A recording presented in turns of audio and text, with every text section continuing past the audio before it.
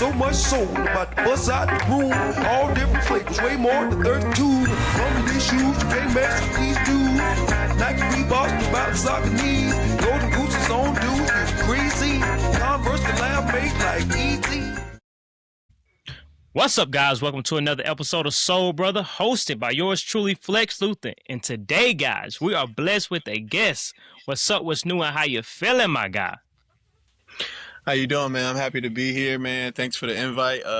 Been a big fan of the podcast, and obviously a lot of people that you brought in and featured. So I'm happy that it's my turn. I get to chop it up. I like it, man. First off, man, I appreciate that. I always love to have, someone that supports the pod, likes the pod. They come on and have their own episodes. So, I like that.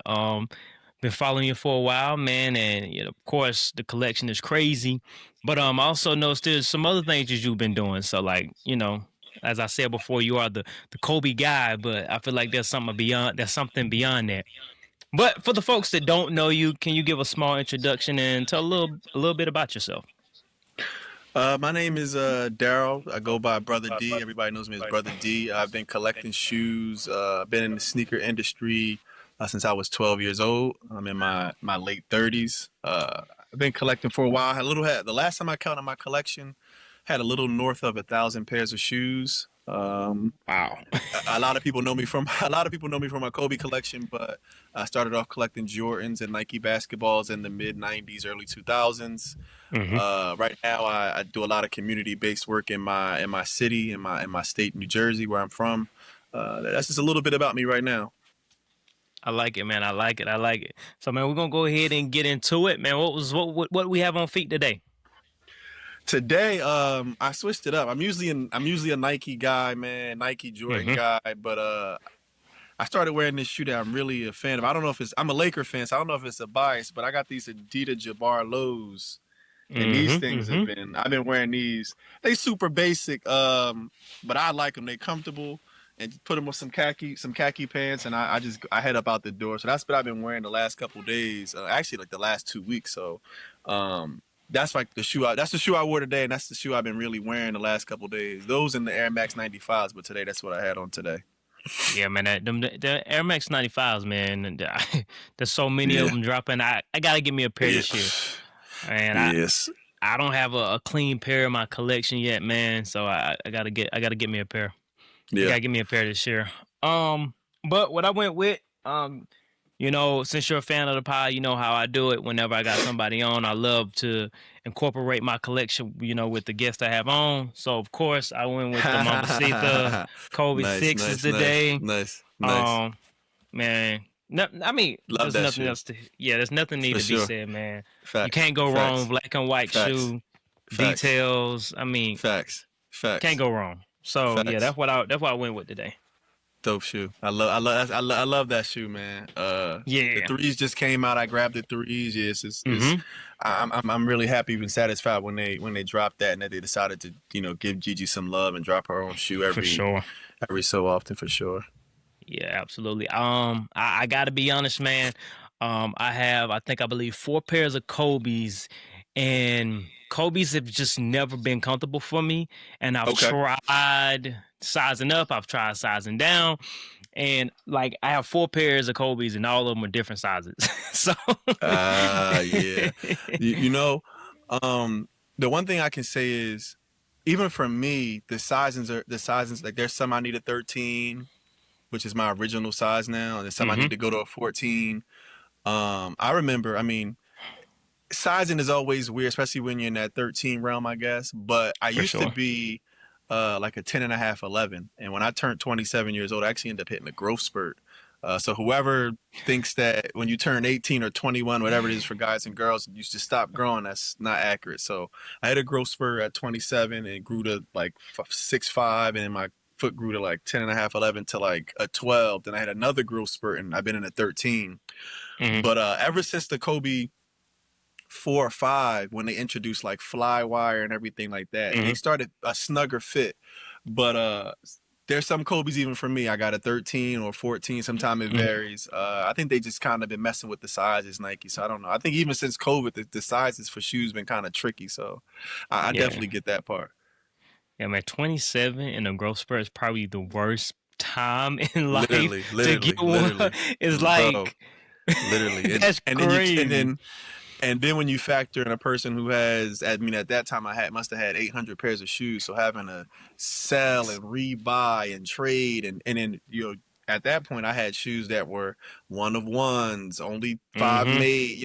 Like even in my collection now, there's still some pairs that are 10 and a half, 11. Like I just couldn't find another pair to swap out or sell and rebuy, so it's still in the collection. So definitely hurts, but we here. I like it, man. I like it. So, well, we gonna hop right into it, man. And I think you're the perfect person for this question. What is your honest opinion on the way the releases have been recently with the Kobe's and his legacy, and all the renditions that we're starting to see? Um, I think I would give it. I think they're doing a fair job. I won't say they're doing excellent. They're not knocking it out the park. I think they're from the information that I've gathered, their hands are tied from what I've heard. Like people who work for the company or people who have Mm-hmm. had a hand in some things. They're kind of saying that they really have constraints from the Kobe estate. What they can Mm. do, the stories they can tell, what pairs can release or how drops are handled and things like that. So there obviously as a Kobe fan, I think even a regular consumer, there are some things that are discouraging or frustrating. But I mean overall it's been cool. I mean there's been some pairs that um I'm excited that drop. Like something like y'all never thought that they were gonna bring Mm-hmm. these back, or I never thought that this pair would release. So like that's been refreshing. Obviously there's some pairs like this could have stayed on the mood board. This could have stayed in the vault. Yeah, sure. Um, so I mean overall, I mean I say they're doing a fair job. I think I think a lot of things, a lot of inputs are being given, and I think it's hard to please everybody. I don't think any brand or any subdivision of a brand can 100% please everybody. I think For there's sure. also some pairs where like you feel this should have sold out. Why is it sitting? I mean, I'm sure the brand doesn't want to see every single thing sit, or some things sit to the magnitude of where it's rotting on shelves, and you done marked it down 4 or 5 times, and at this point you're almost giving away for free. So um, overall, I'd say I'm happy. I'm happy that they continue to bring. So maybe there was a time where we didn't know, like, are we going to get any more Kobe shoes? Is this done? So that like that's relief. Some of the colorways that they've dropped, that's been great to see. Some shoes they're bringing back, great to see. I think even some of the shoes that they've pro trod and improved, like we got a low top Kobe 3. That's been Mm-hmm. exciting. We've seen some improvements to the Air Force Ones. We've seen some improvements to a lot of different models. So that's been really cool to see how the advancement that they've made. Because I know that's something that Kobe would have wanted. So I say it's fair. Have they knocked every single thing out the park? No, but I don't think anybody can say that for any type of brand or sub brand or anything like that. So I think it's fair. I know some fans like me who are diehards would love to have input or love to have some say or love to like, hey, let me run some ideas by you, but that's not always possible. Yeah, yeah. I've had some conversations with them, but I'm pleased overall. That's what I can say. I don't want to be long winded. I'm pleased overall. I like it. I like it. In recent years, just off the top of your head, top five Kobe releases we've seen. Ooh, favorite Kobe releases. I love the Reverse Grinch. I think that was a nice twist on the classic. The Yeah. NBA 2K chaos, like the alternate chaos. I thought that was cool. And I Mm-hmm. think the reason why I like that a lot, I love the original chaos. Is one of my favorite Kobe fives. But the fact that they did a twist on it, they didn't make it look ugly. They didn't stray away from it, Mm-hmm. and you were able to win them through playing the video game. And that was a time where I was on 2K like that was like my number one priority, where I was prioritizing 2K over work, really, for real. So that was a good time to like win it through the game and say like I earned this Mm-hmm. pair. So that was cool.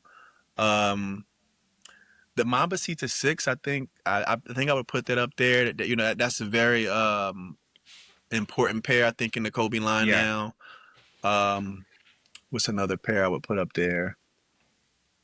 I think the free throw line, Air Force One, telling that story. Mm. I think that's a really good shoe that Nike got in their bag and really did some good storytelling. And I think it was even more impressive because they actually told a story of Kobe, but when he was with Adidas. So like for them to do that, Yeah. like in my mind, I'm always like they'll never tell stories from that line or from that part of his whatever. But for them to do that, to have a picture of him in there like that's a special pair for me. I really love that pair and enjoy that pair. And I think the last pair for me, I like the Jalen Brunson. I say I like the Jalen Brunson, the Mm, Statue of Liberty pair. That's a really strong pair. That or the Caitlin Clark, the actually all of them. So those will probably be my top five just right off the head right now in recent yeah. years. So you talk about, speaking with being able to speak to some of those people that's had their hands in the Kobe releases. Let's say Nike gives you creative control. What shoe and what story would you tell? I do a Kobe 5. Hmm. I would probably do one just inspired by Mamba mentality. It'd probably be a majority black Kobe. Definitely a Kobe 5. And I would just probably talk about the Lakers run in the playoffs that year, um, beating Boston. So it'll probably be tied in between like the playoff run, being all black, beating Boston finally, Kobe, getting his redemption, Hmm. and beating Boston. So that would probably be that's probably where I'm at. I know that it would be a Kobe 5, and I know that it would probably be predominantly black. That would be my dream collapse. So if they ever call me, if they ever hear this podcast, definitely call me up. I got a Kobe 5 in mind for you. I like it. I like it. Can you think of any Kobe that you feel may kind of go under the radar or doesn't get the appreciation that they should?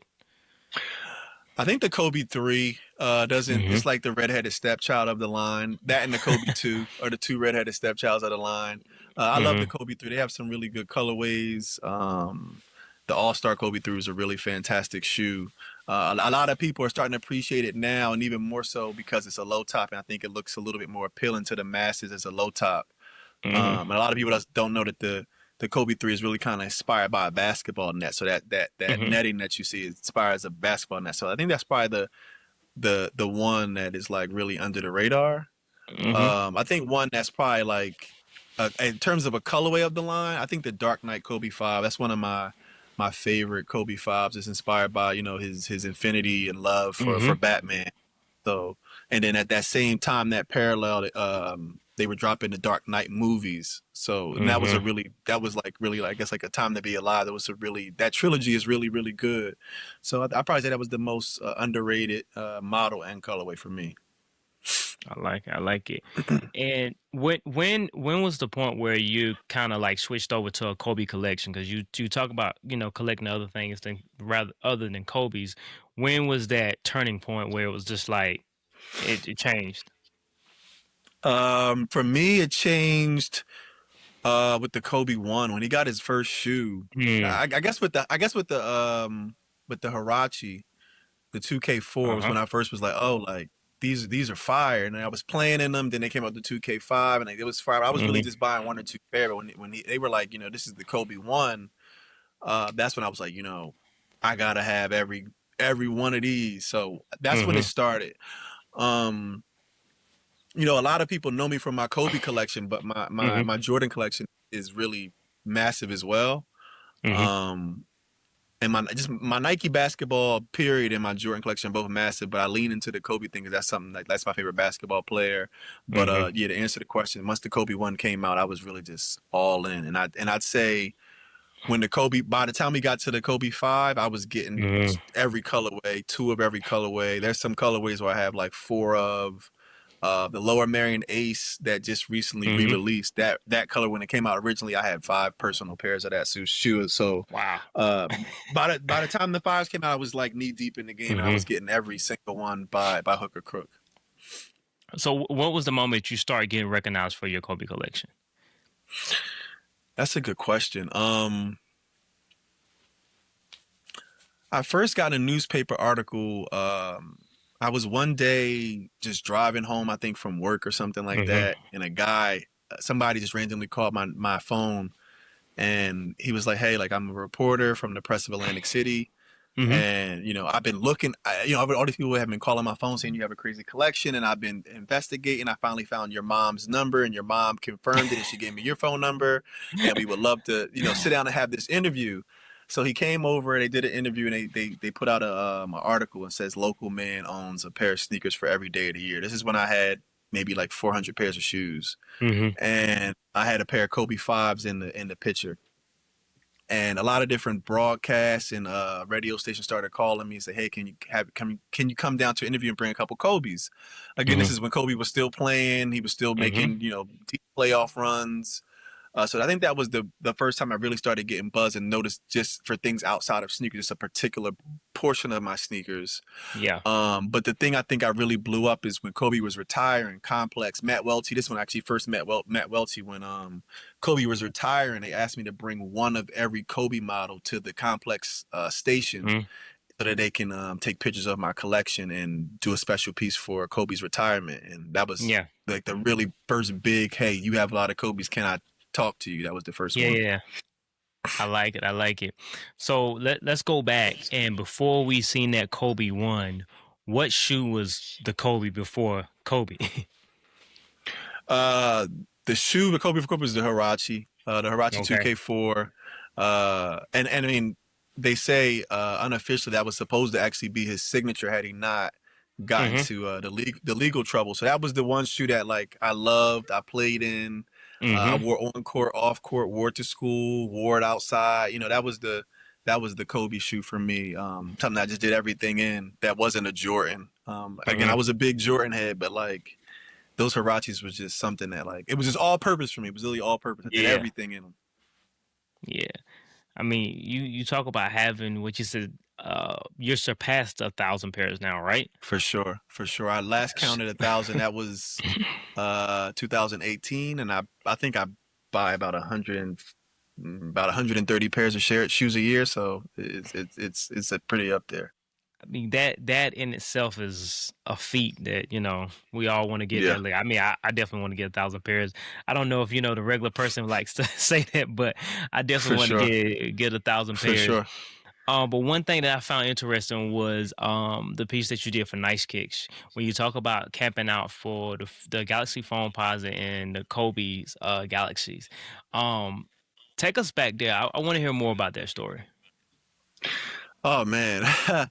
um, Ironically enough, like that's a story that like it was successful because everybody, me and my friends, we all got our pairs, but Mm-hmm. sometimes we still talk about it and we're like, yo, that was just brutal. Like, how do we do that? Like, sometimes we laugh and we say, like, could we still do that if like we needed to do that for a pair today? And then Yeah. I have like two friends who like, yo, like that left such like like that traumatized me so much. Like I have two friends who have not even went back to that mall since then. Mm-hmm. Um, but no, so we got the information that the shoes were going to drop. We were Mm-hmm. calling the malls, and at this time, it was hit or miss when you were calling the Foot Locker. Either they picked up and gave you some information, either they picked up and gave you the wrong information, or it was a cashier that was just oblivious to. You say I'm looking for a Galaxy phone posit, and she just looked on the wall and saw a purple phone posit. Like she might have saw the Phoenix Sun phone posit. Oh yeah, we got them. They here, and so that caused a lot of confusion. Or it was a Foot Locker that was really like a house of hoops, and they just didn't pick up their phone at all. They had their phone offline. Yeah, yeah, Um, yeah. but we got the information. We would go up there and confirm. And this wasn't even a down the street Foot Locker. You still had I think it was like a 45-minute drive. So we would enlist, enroll somebody to go, hey, you got to be the person to go check and make sure they got them. They got them. Mm-hmm. And we were like, yo, like we got to have this shoe no matter Mm-hmm. what. It got to go in the collection. We know it's going to be limited. We knew like a lot of people online were talking about it. And this is before really like Instagram really had blew up. So we really just had Mm-hmm. like Nike Talk was really like a lot, gave us a lot of information. Uh-huh. So I remember going there. I was like, yo, we gonna go a week before. And I'm like, yo, like are we doing this? And like, yo, we doing a week before. Like, all right. So We doing? I put in my PTO. I put my PTO in for work, and we went out there. And the first day was like the most prepared. Like, I mean, like we was like, all right, book a hotel, like a cheap little hotel that was like almost walking distance from the mall. Mm-hmm. And then after that day, like, we did a couple check-ins. We kind of scoped the mall, make sure we didn't see any chairs. We didn't see any people that looked out of place. Like, I feel like then versus now was easier to spot who was in the sneakers. Now you can kind of walk down the street and see anybody, and they may have a very nice pair of shoes, and they could have got it as a birthday gift. They could be in the sneakers. They could be really into sneakers. They could have found it thrifting. They could be their little brother. It's so many whatevers. Back then, like, it, from head to toe, it was certain items that if you had on, it was like, oh, this person's here for sneakers. So we would the first day we scoped the area. It wasn't too bad. We started up a list, and we let everybody know, like, hey, we're the first about 11 people in line, and we did hour on hour check-in. So 11 o'clock p.m. Darryl, Ben, Darius, Sean, Chris. All right, see y'all again at midnight. So we did that hour and hour. That was the only day that we stayed in the hotel, because at this point, I think it might have been only a handful of House of Hoops. It was Cherry Hill. Yeah. New York had one or two. California had two. I think Maryland had just got one. It was maybe like 10 or 11. So we were getting people from Maryland, from New York, from Philly, from Connecticut, all the people starting to show up. So that was the only day that I stayed in the hotel. Ever since then, I was on my feet, pacing up and down, sleeping in cars, literally leaning up against the car, taking like a little 40-minute nap. So that was brutal. You did that for 7 days. There were no home cooked meals. You were lucky if you ate twice a day, and you was eating. That was all right. I checked in real quick. I confirmed with the manager that that the shipment is coming or that it's in, and I might have been able to get Chick-fil-A real quick. Other than that, you were eating like Dunkin' Donuts. You might have got Starbucks. I think it was a McDonald's. Like, you were just eating like, and you're on your feet eating because you got to go check in. Like, you might have spent 30 minutes in the drive-thru line ordering, and you're ordering for 10, 12 people. But it was great because I met a lot of people. There's people that, like, I still meet to this day. Like, yeah, you remember me? We camped out together. And that, like, some people just might have found my Instagram page. Like, yo, we camped together for the Galaxy line. That was crazy, crazy. The day of, they end up having to call the police. The entire parking lot was full of people on foot. It had to be, no exaggeration, it had to be over 500 people. And I don't think they had 200 pair. They were having cops and managers escort people to their cars. And I remember, like, this is before raffles. This is before raffle tickets. All we had was a composition notebook with the line, and we did these check-ins hour on the hour. And I think that was just like, it was so pure. It was so pure then. Like, there was nobody like doing anything shisty or crazy. It was all for the love. I mean, people wanted to resell their pairs, but like it wasn't like it was today. Like StockX, I don't think StockX wasn't a thing yet. There were some resale shops and everything. Matter of fact, my friend sold his pair to Meek Mill, and my other friend sold it to a Eagles player. That's how close we were to Philly. But it was a great experience, and I've done that twice. I've done 7 days for Galaxies. And I did 8 pairs for Kobe's in New York and Harlem, and that was madness as well. So, yeah, that's my story, man. It was a great time, but that's when sneakers were really pure, man. Again, like you've seen people and you knew that, like, they really loved the shoe, or they were getting the shoe they were like, hey, my friend can't get off, but I'm camping for him because I know he really wants this shoe. So like I took PTO for my best friend or things like that. Like, and everybody just talked in line. We were talking about sports. We were talking about our favorite basketball players. We were talking about, our favorite sneakers. People, and then you saw some of the most craziest shoes. I mean, like, people were just, flexing, like, all their exclusive pairs and things like that. So it was a really good time.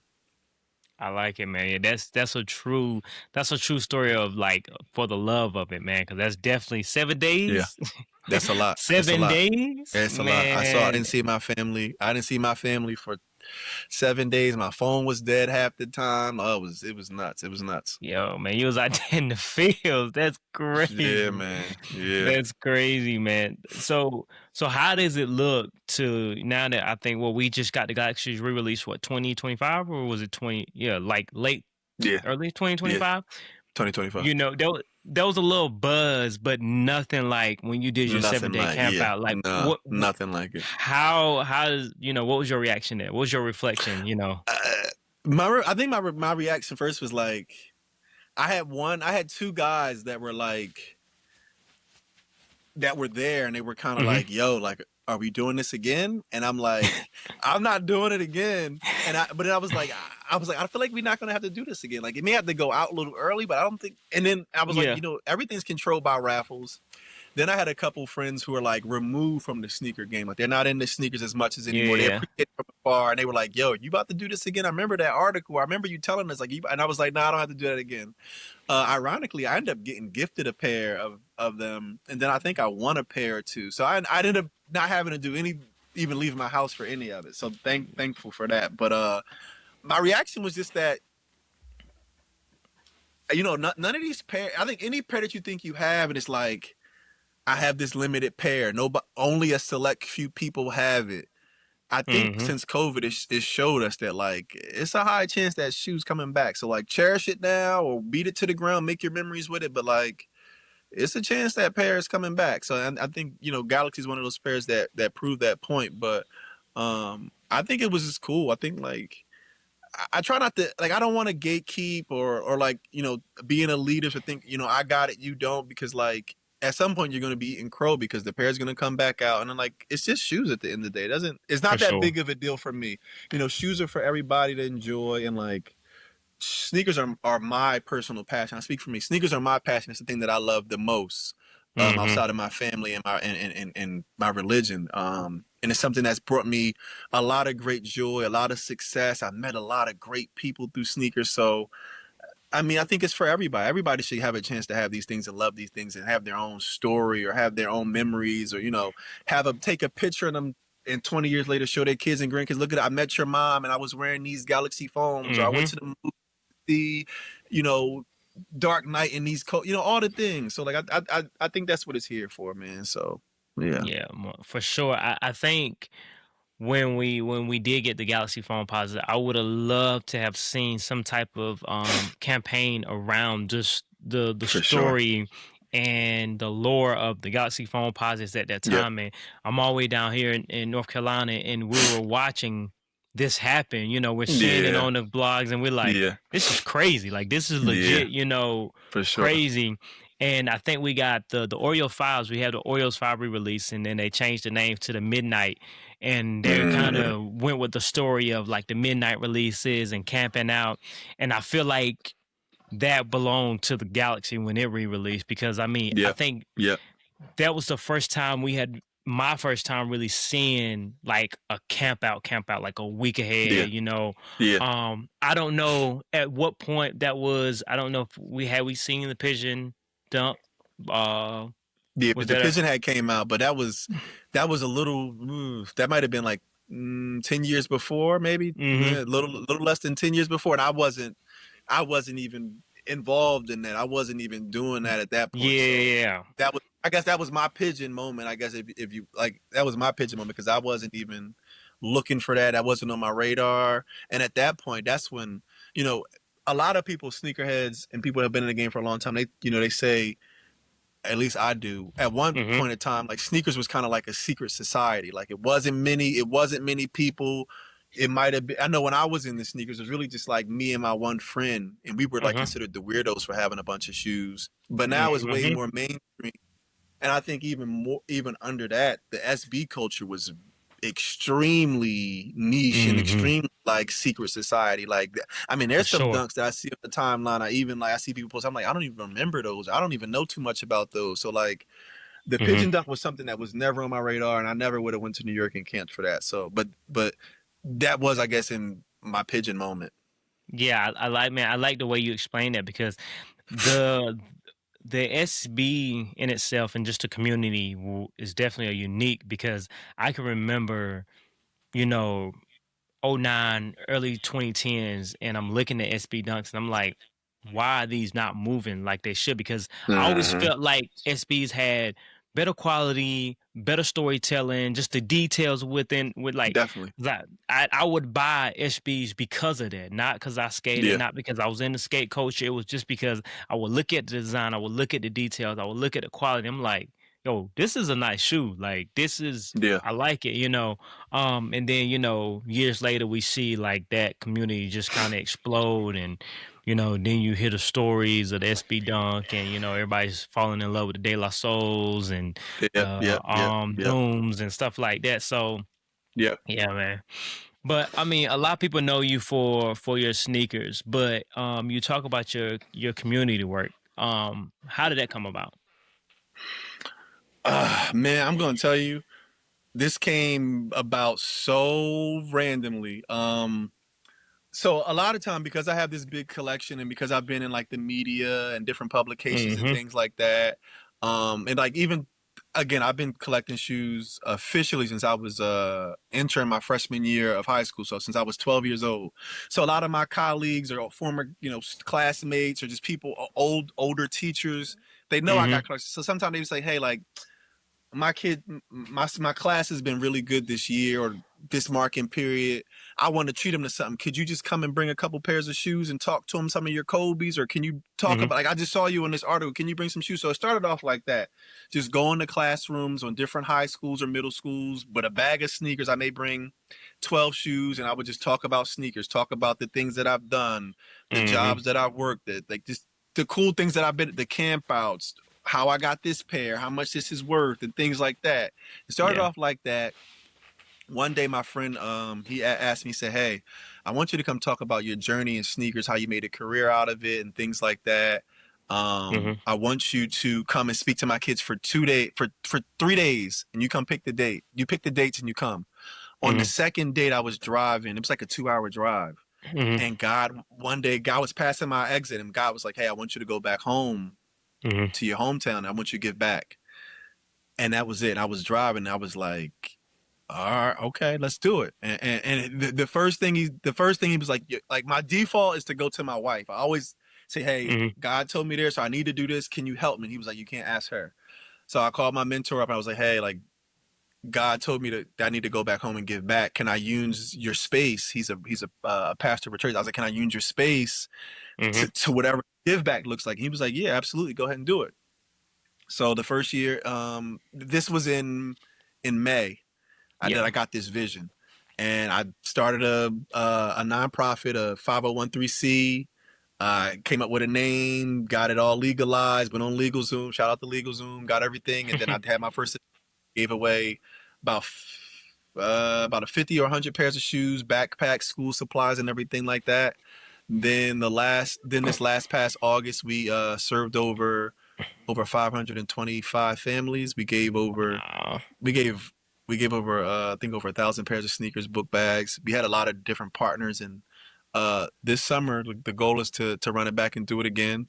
I've been also since then I've been visiting and I guess touring schools, doing like motivational, inspirational, uplifting, speaking and speaking engagements. So that's been pretty cool to go back home and like touch the city and show them Mm-hmm. like, hey, you can do it. Like there's other ways to like be successful. There's a lot of different avenues. You don't have to go to a 4 year school to do this, or you can go and get educated. I also lean on like, hey, like I'm not a doctor, or I didn't get a degree in sneakers necessarily, but I study sneakers every day. It's the thing that I think a lot of people in this sneaker thing, especially like I feel like on social media, a lot of Mm-hmm. people use sneakers to like make themselves bigger than they are, or like they use their following to be bigger than they are, or Mm-hmm. sneaker they use sneakers as like a tool or like a vehicle to get them to the next thing, and then they're off of sneakers. For me, like Mm. sneakers is my thing. This is my passion. This is the thing that, and a lot of people I feel like is they're afraid to say how much they like sneakers or how much sneakers mean to them or Mhm. what sneakers has done for them. Mhm. Sneakers has done a lot for me and my family, and it's brought me a lot of success. And but it's also the thing that like I put the most work and time and energy. And it's the thing that I eat, sleep, breathe. From the moment I open my eyes after I say my prayers, I'm on my Mhm. phone researching a sneaker and when I lay my head down, I'm on my phone scrolling, looking at sneakers. So it's the thing that Mhm. occupies my mind, that makes me think, that makes me tick, and sneakers consume me. So like, sneakers are a huge part of my life. But Mhm. the community aspect has been really rewarding for me, being able to pour into others and help my community. I'm from a really tough and rough neighborhood, Title I school district, a city called Pleasantville, New Jersey. So to be Mhm. able to give back and, hopefully motivate somebody who was going down the wrong path to, to go the opposite way and turn around. That's been really rewarding for me. Yeah, man. I mean, and that's the goal, man. You know, giving back and giving that guidance. And I know you talk about pouring into others. I mean, you're doing public speaking, you're giving back to others, and obviously life is still going on. So how do you keep yourself from keeping yourself motivated to continue doing this and also not burning out?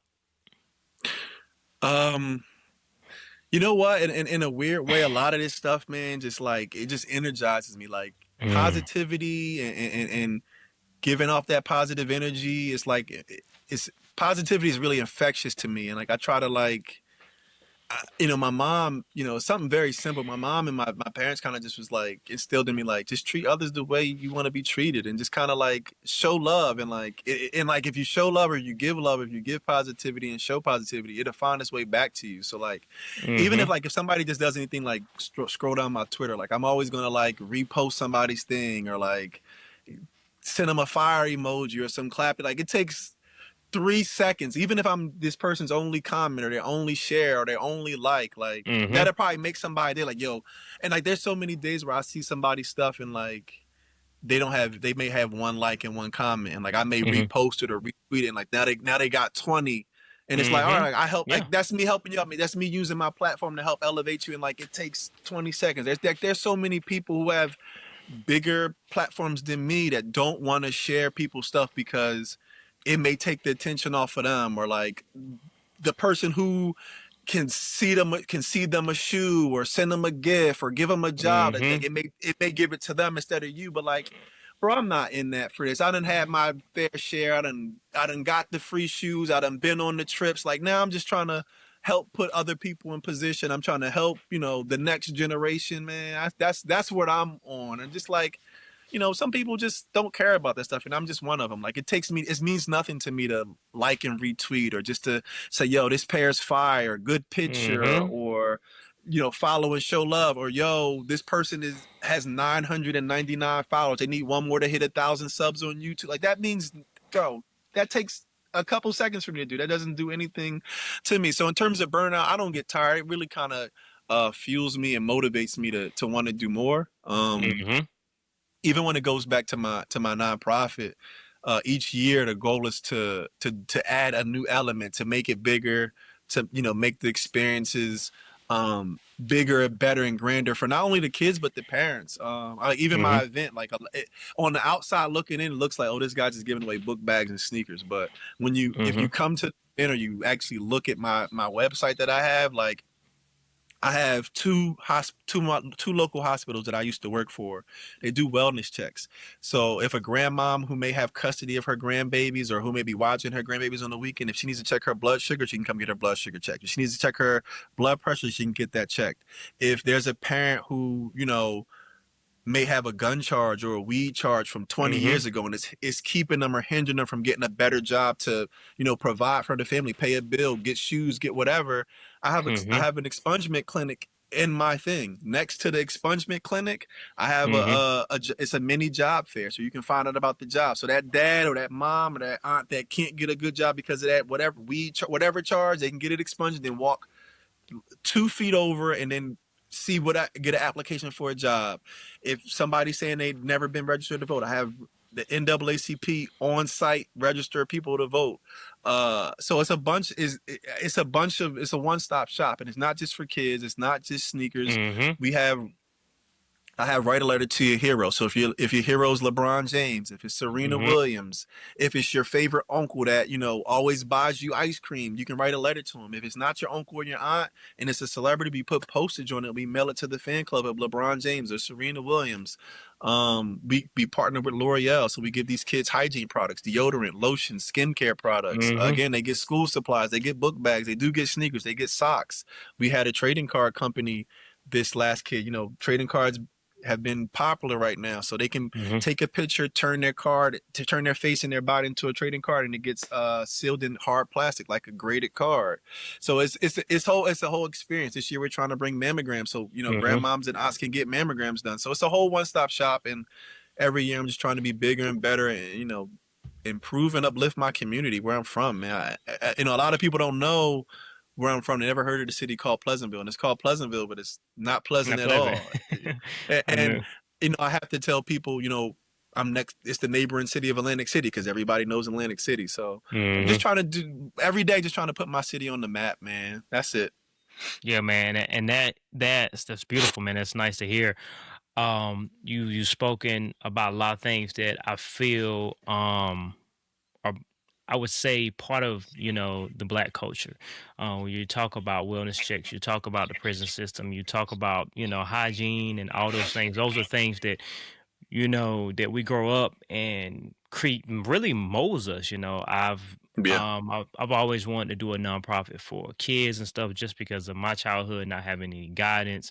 Also things for people getting out of the prison system. I got multiple Yeah. family members that got out of the prison system and kind of find it hard to kind of get back into society because it's changed so fast and so quick.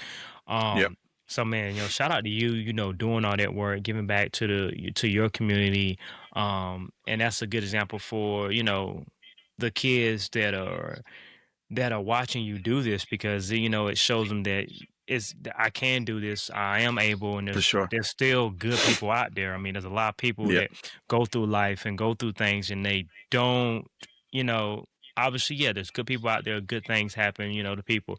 But I mean, there's so much that can be piled on them at that moment. It's just like you don't know what that stick of Hmm. deodorant is doing for that person, For sure. For or sure. For that sure. toothpaste. I mean, I come from um a home where a single mother, raising three kids. There was times where we're brushing our teeth with salt and water, the real Yeah. no, you know what I'm Yeah. saying? Yeah. So Facts. Facts. Facts. you Facts. never Facts. know like Facts.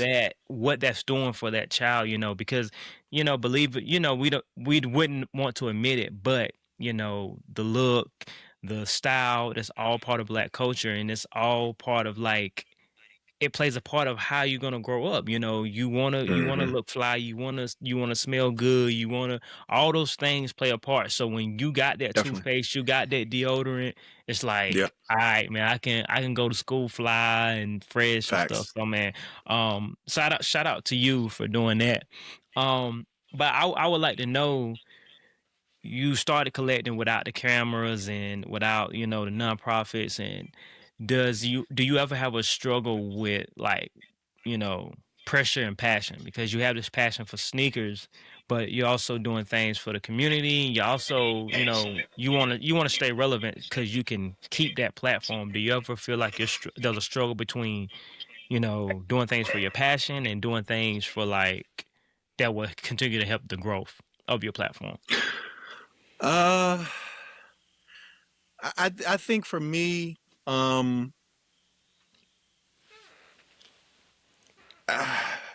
for me, I think at once upon a time before I started really doing the community work, it was Mhm. kind of like, yo, like I kind of got to move in a certain way because the brands are looking, or like I need to grow my followers. I need, very like I need to get the followers. I need to get Mhm. the likes. So trying to fine tune it. All right, why'd I get 100 likes? Why'd this one get 400 likes?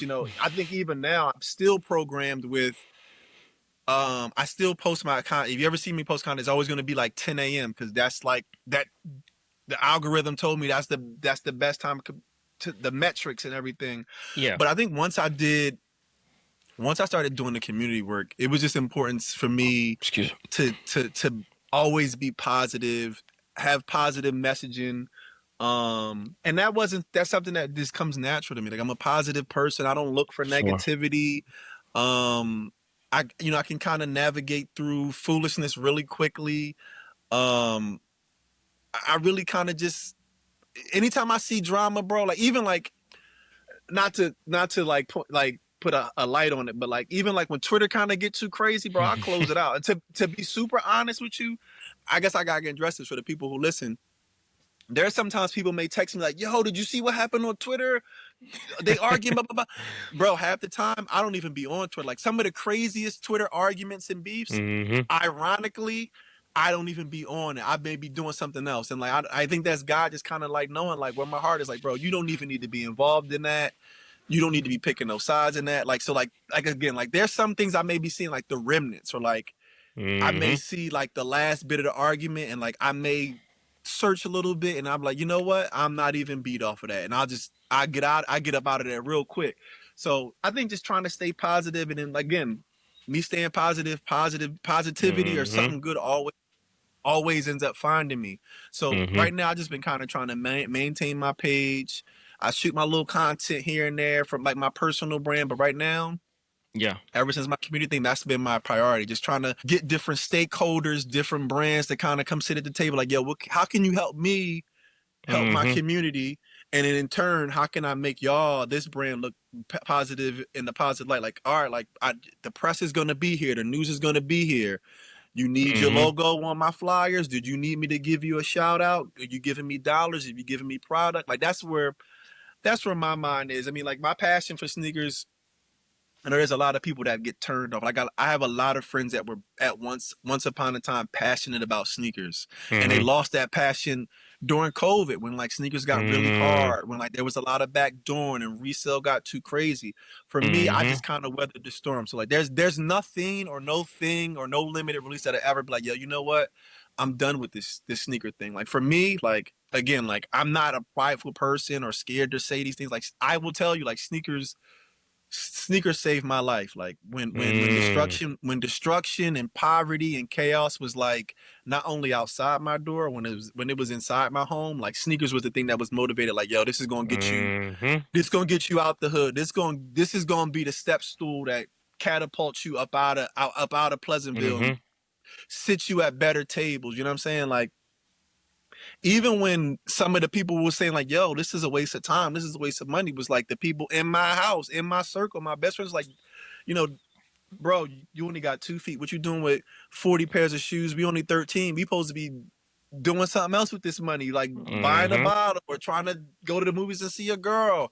And it was always sneakers for me. So this is something that no particular person thing will ever stop me. Like God himself will say, yo, Darryl, this is a dead end now. You done did all you could, put the sneakers alone. And that would be the only way that Mm-hmm. I would stop it. And even I would probably be like, God, you sure? Like, you don't want to rethink this? Like, you don't got another? Can we rewrite this destiny of mine? You know what I'm saying? So Yeah, yeah, yeah. this is my passion. This is the thing that I will always tell, pridefully, like, yo, this is the thing that saved my life. So like, I got more to do.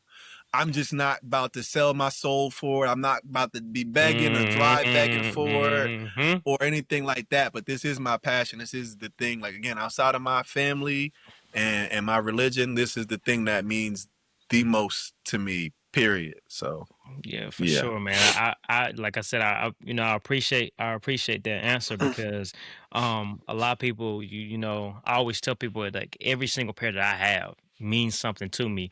My sneakers, my collection is of me overcoming things within my life is a sign of success. for So sure. when I come in my sneaker room, I think back to where I had 15 pairs stacked up against a room that I'm sharing with three other people. You know what I'm saying? So like, and Yep. now I'm Yep. looking Yep. at it, and Yep. my shoes have their own room. Yep. That's why sneakers mean more to me. Sneakers is more than sneakers. I only have 2 feet, yeah, absolutely, but I have multiple memories, and each pair that have some type of memory, something I was going through in my life, new job, For old sure. job, death in the Yep. family, or something, the birth of my first child, like all of those. Each pair means something Yep. to me. So I always kind of let people know that, like, yeah, you're looking at it as as ironic as it may sound, like materialistic. Like, Yeah, yes, it's a pair of yeah, shoes, but there's also something else behind for it. You sure, know, there's for something else sure. behind it. But as we close it out, I would like to know, when it's all said and done, what do you want your legacy to be within this space and within your community? In the sneaker community, just somebody who was passionate, that did not let the change of times, that didn't let, increase prices, limited stock, deter Mhm. them. They didn't let the battle between who's got seated a pair versus who didn't get seated a pair deter them. Didn't let, social media following or unfollowing or popularity. I collected for me. Everything that I buy For is for sure. me, and not for nobody else. Somebody, again, who just had a deep and strong love of the game. Mhm. In terms of my community, somebody who, a lot of movies and books, and I think even like, some of people's neighborhood heroes, whether it's a positive success story through education or sports or Mhm. whatever way, or negativity through, drugs or, selling drugs, whatever. But like, a lot of times you see people in your neighborhood leave the neighborhood for whatever reason and they never come back. Mm. And for me, I want my community to be like, yo, like he left for a little bit, but he came back and he didn't just come back empty handed. Like he came back with For resources sure. and he's trying to, be a building block in this city and he's trying to like open doors. He's trying Mhm. to open doors of positivity. He's trying to open doors of change. He's trying to open Mhm. doors full of resources, but on top of just the opening doors, he's trying to close doors of negativity, close the doors of violence, close the doors of just misunderstanding, and close the doors of just misinformation. And I'm coming For back and sure. giving positive information and reinforcing that, and also giving resources and motivation and inspiration, and just saying like, yo, you can do this too. And like, I guess I always see that picture in mind of that person climbing the ladder of success, and then once they get to the top, they just pull the ladder up. And for me, it's just like I'm pushing the ladder back down. I'm also giving you my hand, like, like, let me help you up here Yeah. too. So Mhm. it's space for everybody. So that's how I want to be remembered, man. Yeah. I like it, man. I often say, man, we see so many people with determination that have this mission in mind and they finally get to the top and they forget the mission, and Yep. it's always, sad to see because you're like you see these group of people behind this person pushing this person up to the top and oh man, I love what they're doing and showing them love and Yeah. support, and then they finally get up to the top and then it's like none of the people that you're working with or doing things look like where we came from or what the For mission sure. was. So, I like that, man. But yeah, man, let's get into the showcase shoe. You got a showcase shoe for us? Yeah, I got two. I like it. Let's do it. The first one is the Air Jordan 13. We call this the He Got Game. For sure. This is the first shoe that I fell in love with. The first Mm-hmm. shoe I had to have. This sparked my passion, my love for sneakers. I was in the Mm-hmm. fourth grade, and I went to school one day, and everybody in my class had them. I mean, like literally everybody but me and the teacher had this shoe. And I remember going home and just begging my mom, like, Mom, like, I gotta have these shoes. And I begged her for weeks, and weeks felt like an eternity. And she kept saying, "No, I don't have it. We just don't got it." And when she Mm-hmm. finally, I either got the money or agreed to get them, they were sold out. And I was just, I was devastated. I ended up getting a pair of the Grant Hill twos, and Mm-hmm. that's my second favorite shoe of all time. But every time this shoe comes out, I get two pairs at least every drop that they released.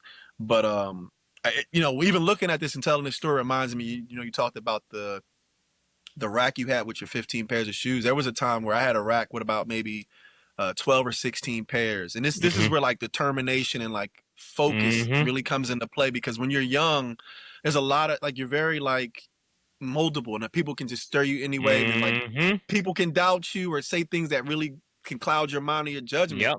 And again, like, it's not always that bully at school or a teacher. It can be a friend, it can be a brother, it can be your parent. In this Mm-hmm. instance, my parents, I remember my dad was like, "Hey, like, we not doing the sneaker thing no more. Like, don't bring another sneaker. Don't bring another sneaker in the house. And I'm like, Mhm. and that was like a dream killer. I'm like, in my mind, I'm like, yo, I'm on the road. Like, and again, like I'm 37.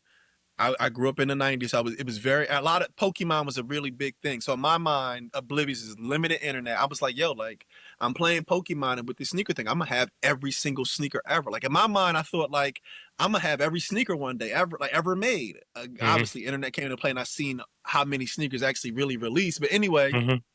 I had all these pairs and I was like, yo, what do I do? So I remember one day going to Foot Action, getting a pair of shoes, and on the way back, I went to McDonald's and I got my mom and dad hotcakes and sausage, and I got them both senior citizen coffees. And I walked Mhm. it. I tied my shoe. This is New Jersey doesn't have plastic bags anymore. We don't do plastic bags, but then we did. I tied it up and I threw it on my roof. And I walked in the house and said, hey, I got y'all breakfast. Here go your coffee. Here go your hotcakes. And while they were eating, bro, I climbed my roof and then I threw them in, put them in my room. And that was me being determined. And that was me saying like, yo, I don't care who it is. Mhm. There's nobody going to stop me from this dream. I'm determined to make this sneaker thing something to prove everybody wrong. Mhm. But that like, I'm really passionate and really goal driven by the sneaker thing. And I always have been. And the Mhm. second shoe that I have is, Kobe's. There's sometimes where I stubbornly try to separate myself from the Kobe thing because a lot of Mhm. people try to put me in a box, but it's much Mhm. more than Kobe's. But I tried. That's why I did too. But this is a Kobe Hyper Dunk.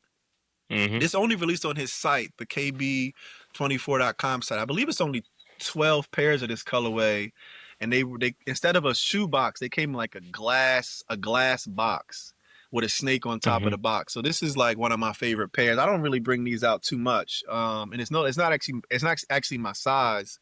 But Mhm. these are one of my favorite pairs right here. Very gem. It was all purple. It's got like oxidized and things, but it's supposed to be all purple and yellow.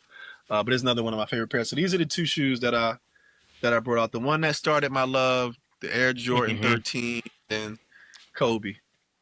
I like it, man. And just to go back to your determination of like, proving people wrong in your life, man. That just goes to show how pivotal what you're doing and within the community is, because For at that sure. young age, when they're hearing this, when you're talking to people, you're going out public speaking and you're talking to these kids or these adults, and you're like, there was one point in time in my life where you know, sneakers wasn't it, but I had to prove people wrong. A lot of people Yeah, like to hear that. Some people don't know what they don't know. All they know is for what they sure. know. And that's Exactly. the product of their environment. And I can't believe I went over didn't ask this question, but it was definitely on the guideline.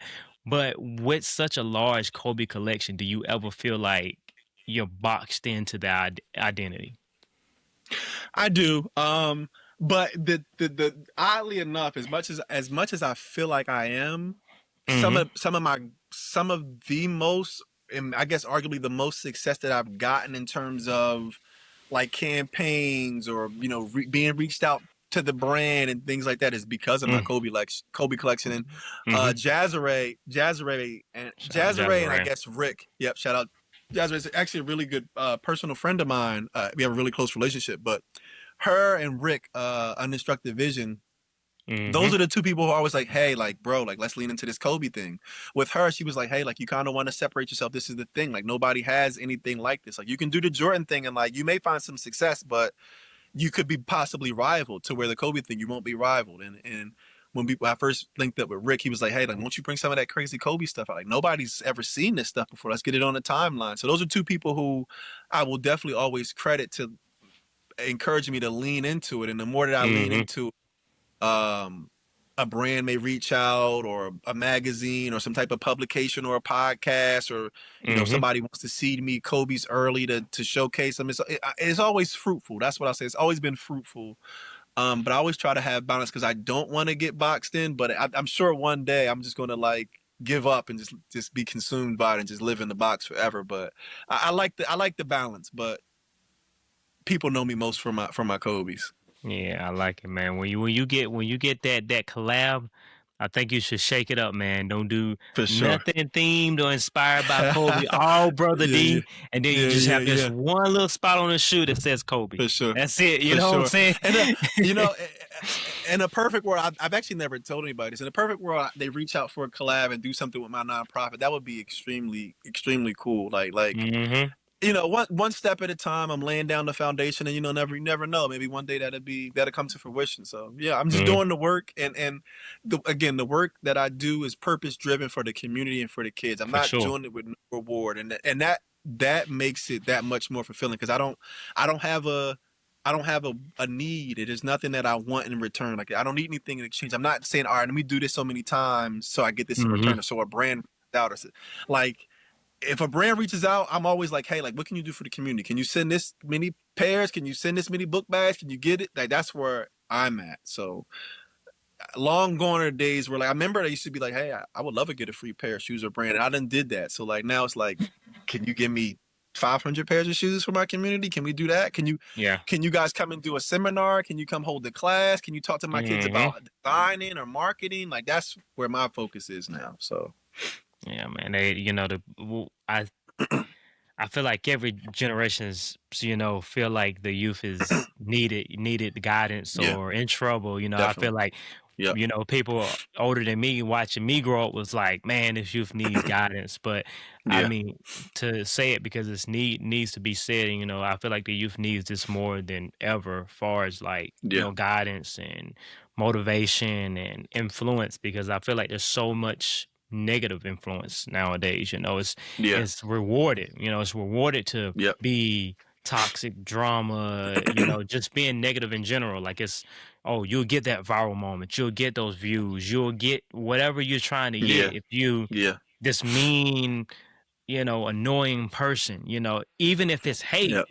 it's still publicity, it's still Yep. views, it's still viral. Yep. So a lot of people will Yep. play into that, might not even be that type of person, but like, hey, I just got 1 million views off of saying, hey, I'm for this person or I'm against this person. So, Mm-hmm. Yep. Yep. keep doing what you're doing, man. 100% support it. But my showcase shoe is none other than one of my favorite Kobe out of my four that I have, and that is the Christmas Kobe Oh, 10. love Um, those. I remember going into Hibbett Sports and they had the whole Mm-hmm. setup. They had the Kobe Christmas, KDs, they had the Mm-hmm. LeBrons, and they were just sitting there. And um, what was a selling point for me was the 5 rings on the back. Like Yep. that Yep. was Yep. Yep. I was already brought in from the snowflakes around the sock lining, but Yep. Yep. once Yep. I picked the shoe up and seen the 5 rings on the back, Yep. I was like, "Yeah, Yep. go ahead. You got nine and a Yep. half back there. Yep. Let me go ahead and get Bag those." them up. Yeah. Yeah, go Bag ahead. them up. Yep. Yeah. So yeah, this is my showcase shoe, and again, this is um, man, just that I feel like everybody does the Jordans. Everybody has at that time, as you can see, this is we talk about those the great days of Nike basketball and For those sure. For theme sure. For collections, sure. this was part of it. We would Yep. waiting for those Yep. Christmas Yep. KDs, those Christmas Kobe's, Yep. those Christmas LeBrons. Um Yep. so when I seen these set and I'm like, yeah, Mhm. let Yep. me go ahead and get Yep. these Kobe's, man. Yep. Yep. Um but yeah, Kobe 10 Elites, Christmas Kobe's with the X on the bottom. That was another There selling you go. point for me. Yeah. Yep. Yeah, yeah, man. But man, brother D, it's been a pleasure, talking sneakers and much more with you. Appreciate you hopping on. Time is valuable. It's the only thing that we don't know how much we have. So when someone gives me that time, I'm always appreciative. But do you have any closing remarks for the people that are listening and watching? No, man, just make sure you give my guy a follow. Make sure you guys tune Yes, in, sir. subscribe, like. It's been a pleasure, man. Really, really, really, really good chopping it up with you and Mm-hmm. having this conversation. Looking forward to having more conversations in the future. For If there's sure. anything that I can do to support you or help you, definitely let me know. Mm-hmm. And yeah, I mean, for everybody else, just be nice to everybody, be kind to everybody, and try to find a little thing to do to give back to your community. And I think if everybody does Sure. that in their communities, bro, the world will be a better place. I think it's very cliche and simple, but I think it's Yeah, yeah, just yeah. super easy. Like that's it. Yeah, man. I'll like again. I think feel like we're just product of our environment. You grow up your whole life sharing. So like when you get to Yeah, a point where you got your own, I feel like yeah, we struggle with sharing because it's like, man, I've shared yeah. my whole life. Now Facts, I gotta share the light. I gotta share facts, facts, my fruitful facts, gifts. I gotta come on, facts, like facts, facts, So facts. shout out to the people that do it because it's not easy. Shout out to you. Mm-mm. It's not easy. Yeah, You growing up sharing, and then it's like, oh, I still got to share after I done yeah, made it. I yeah, thought I was yeah, those days were done. yeah, yeah, yeah, yeah. um, but yeah, guys, that's where we're gonna end it, man. As I always say, love, peace, and sneakers.